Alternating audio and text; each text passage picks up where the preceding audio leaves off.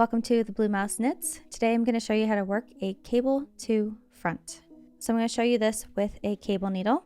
You can also very easily do this without a cable needle, but I'm going to show you this first, and in a separate video I'll have it without one. So a cable to front is worked over 2 stitches, and the first stitch is going to be held on a cable needle in the front of your work. To begin, you're going to need to slide the first stitch from your left hand needle onto a cable needle. So go into it as if to purl from right to left and just slip it to the cable needle. And I'm just going to let it rest in the front of my work, and as best I can, just knit the next stitch normally.